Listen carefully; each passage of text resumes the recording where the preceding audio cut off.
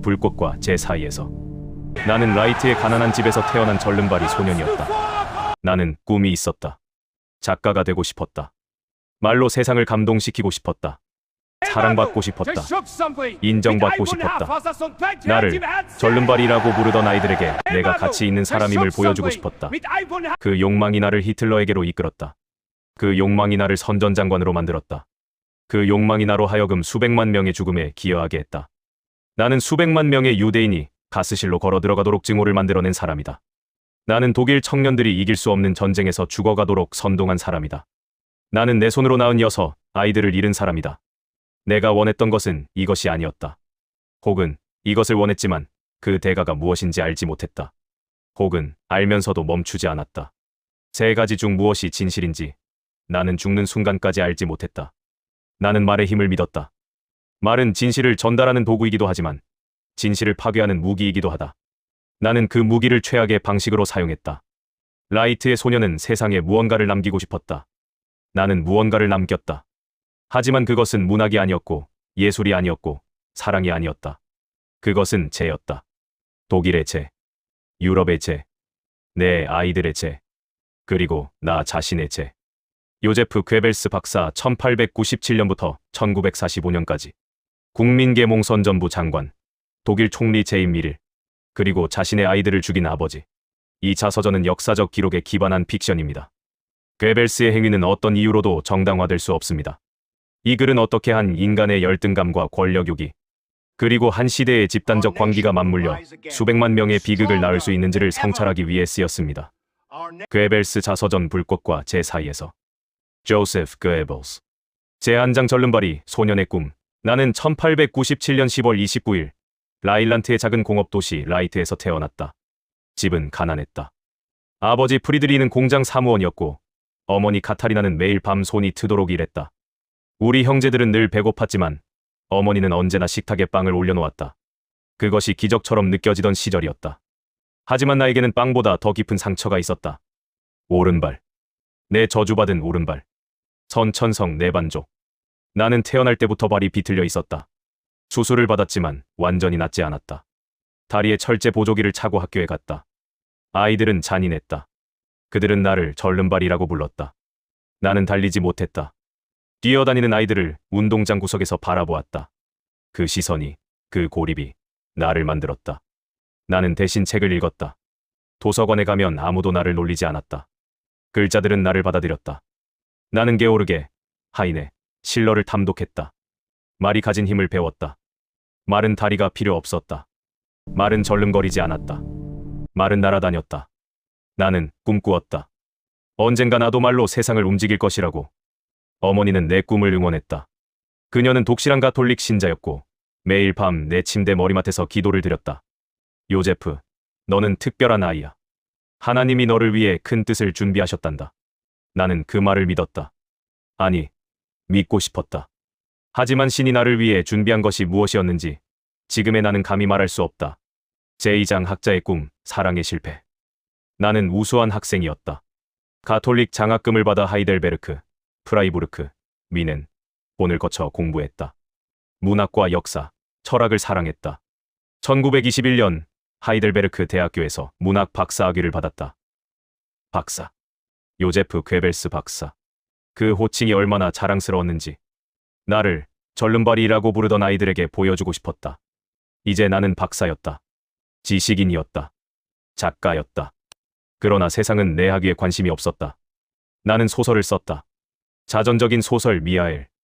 내 영혼을 모두 쏟아부은 작품이었다. 하지만 출판사마다 퇴짜를 맞았다. 신문사에 지원했지만 번번이 거절당했다. 베를린의 출판 세계는 내게 문을 열어주지 않았다. 나는 실업자였다. 박사 학위를 가진 실업자. 그리고 사랑도 나를 배신했다. 엘세 얀케. 그녀는 내 첫사랑이었다. 우리는 오랫동안 연인이었다. 나는 그녀에게 모든 것을 쏟아부었다. 내 글을, 내 꿈을, 내 약함을. 그녀는 나의 장애를 문제 삼지 않는 드문 사람이었다. 하지만 결국 우리는 이루어지지 않았다. 그녀와 헤어지던 날, 나는 일기에 썼다. 나는 이 세상에서 원하는 것을 하나도 얻지 못했다. 나는 27살에 실패한 작가였다. 박사 학위, 잘생긴 외모도 아니고 건강한 몸도 아니었다. 오직 혀와 펜만이 나의 무기였다. 그리고 그 무기를 쓸 곳을 아직 찾지 못하고 있었다. 바이마르 공화국의 독일은 혼란스러웠다. 전쟁의 패배, 베르사유 조약의 굴욕, 살인적인 인플레이션. 사람들은 분노했고 희망을 잃었다. 그 절망 속에서 나는 나의 절망을 보았다. 제3장 아돌프 히틀러를 만나다. 1924년 나는 처음으로 그의 목소리를 들었다. 라디오에서 흘러나오는 연설이었다. 감옥에 갇혀있던 아돌프 히틀러. 하지만 그의 말은 감옥 너머로 날아왔다. 나는 전율했다. 말이 저런 힘을 가질 수 있다니. 저 사람은 말로 불을 지른다. 저 사람은 말로 사람들을 울리고 웃기고 분노하게 만든다. 나는 그를 추종하기 시작했다. 1925년에 나치당에 입당했다. 그리고 1926년 마침내 직접 그를 만났다. 히틀러가 내 손을 잡았다. 그의 눈이 나를 보았다. 나는 일기에 이렇게 썼다. 이 사람은 하나님이 보낸 사람이다. 나는 이 사람을 위해 살고 죽을 것이다. 지금 이 말을 다시 읽으면 나는 무엇을 느끼는가? 나는 어떻게 그 만남 하나에 모든 것을 걸었던가? 그것은 신앙이었다. 아니, 광기였다. 어쩌면 오랜 실패와 굴욕이 만들어낸 공허함을 그가 채워주었던 것일지도 모른다. 그는 나를 인정했다. 나의 펜을, 나의 혀를, 나의 분노를. 괴벨스, 자네는 나치당의 언어를 책임질 사람이네. 그 말 한마디가 내 인생을 바꾸었다. 제4장 베를린의 폭풍. 히틀러는 나를 베를린 지구당 책임자로 임명했다. 베를린. 내가 그토록 원했지만 받아들여지지 않았던 도시. 출판사들이 내 소설을 거절하던 그 도시. 이제 나는 그 도시의 거리에서 나치당의 목소리를 외쳤다. 나는 데어 앙그리프 라는 신문을 창간했다. 선동의 예술을 연마했다. 나는 천재적인 선동가였다. 이것만큼은 겸손하게 부정하지 않겠다. 나는 사람들이 무엇을 두려워하는지, 무엇에 분노하는지, 무엇을 갈망하는지 본능적으로 알았다. 유대인을 향한 증오를 나는 부추겼다. 공산주의자들을 악마로 만들었다. 독일의 굴욕을 복수심으로 바꾸었다. 군중을 바라보며 그들의 눈이 타오르는 것을 보았다. 그것이 나를 흥분시켰다는 사실을 나는 부정할 수 없다. 나는 마그다 크반트와 결혼했다. 그녀는 나를 사랑했다. 우리는 6명의 자녀를 낳았다. 헬가, 힐데, 헬무트, 홀데, 헤드위크, 하이데. 이름 첫 글자가 모두 H. 히틀러를 향한 경이었다. 내가 이 결혼을 이야기할 때 마음이 조여드는 것을 느낀다. 마그다와 아이들을 생각하면. 하지만 그 이야기는 아직 끝에 가야 한다. 1933년 1월 30일. 히틀러가 총리가 되었다. 나는 베를린에서 횃불 행진을 지휘했다. 수만 개의 횃불이 밤하늘을 밝혔다. 나는 울었다. 기쁨으로. 드디어 우리가 해냈다고. 그러나 지금 돌아보면 그 횃불들은 기쁨의 불이 아니었다. 그것은 이미 파멸의 불이었다. 우리는 독일을 구하겠다고 외쳤지만 사실은 독일을 불태우기 시작한 것이었다. 제5장 선전장관, 제국의 목소리. 나는 36살에 국민계몽선전부 장관이 되었다. 모든 예술은 이제 내 손 안에 있었다. 영화, 라디오, 신문, 연극, 음악. 나는 독일 전체의 문화를 지배했다. 박사 학위를 가진 실업자가 한 나라의 정신을 통제하게 된 것이었다. 나는 라디오의 힘을 누구보다 먼저 이해했다. 수백만 가정의 값싼 라디오를 보급했다. 히틀러의 목소리가, 나의 목소리가 매일 밤 독일의 식탁 위에 놓인 라디오에서 흘러나왔다. 사람들은 스크린 앞에서, 라디오 앞에서 우리가 만들어낸 신화를 흡수했다. 영화 의지의 승리, 올림피아, 뉘른베르크의 장대한 집회. 나는 현실을 연극으로 만들었고 연극을 현실로 만들었다. 이것이 현대 선전의 탄생이었다. 그러나 1938년 내 사생활이 무너졌다. 체코의 영화배우 리다 바로바. 나는 그녀와 사랑에 빠졌다. 미칠 듯한 열정이었다. 마그다는 알았다. 히틀러도 알았다. 히틀러는 경노했다. 그는 직접 나를 불러 관계를 끊으라고 명령했다. 나는 복종했다. 리다는 독일을 떠났다. 나는 공식적으로 마그다와 화해했다. 하지만 내 마음속에는 무언가가 영원히 부서졌다. 나는 그것을 정치적 광기로 채웠다. 1938년 11월 9일. 유대인 상점들이 불탔다. 유리가 깨졌다. 유대인들이 끌려갔다. 나는 그 밤을 조직하는 데 깊이 관여했다. 군중을 선동했다. 그 밤의 불빛을 나는 기억한다. 타오르는 회당들의 불꽃을. 나는 그것이 독일의 승리라고 믿었다. 아니, 믿으려 했다. 내면 어딘가에서 무언가가 속삭였지만 나는 그 목소리를 짓밟았다. 제6장 전쟁. 그리고 균열. 1939년 9월. 전쟁이 시작되었다. 나는 전쟁을 선전했다.